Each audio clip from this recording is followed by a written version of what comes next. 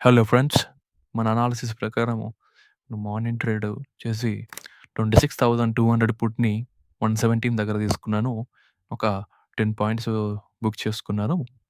తర్వాత మళ్ళీ అదే స్ట్రైక్ ప్రైస్‌ని లోయర్ లెవెల్‌కొచ్చినప్పుడు 110 దగ్గర వెయిట్ చేశాను. 2 టైమ్స్ వచ్చి రిజెక్ట్ అయింది. థర్డ్ టైమ్ నాకు ట్రిగ్గర్ అయింది.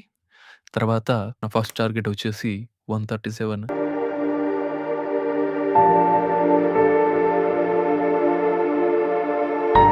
137 హిట్ అయ్యాక నేను 125కి ట్రైల్ చేశాను. సో, మళ్ళీ హై బ్రేక్ చేసిన తర్వాత 128కి ట్రైల్ చేశాను. నా ఫైనల్ టార్గెట్ వచ్చేసి 148 హిట్ అయింది. సో, నెక్స్ట్ నేను సెన్సెక్స్‌లో షిఫ్ట్ అయిపోయాను. 85,400 పుట్‌ని 320 దగ్గర తీసుకున్నాను. ఇది ఒక 20 పాయింట్స్ చేసింది. బట్ నేను బుక్ చేసుకోలేదు. నా స్టాప్ లాస్ 290 అనేది హిట్ అయిపోయింది. సో, నా స్టాప్ లాస్ హిట్ అయిన తర్వాత పైకెళ్ళింది. అది వేరే విషయం. బట్ మనం స్టాప్ లాస్ అంటే స్టాప్ లాస్. నేను మళ్ళీ నెక్స్ట్ వీక్ నుంచి మళ్ళీ స్టార్ట్ చేస్తాను లైవ్.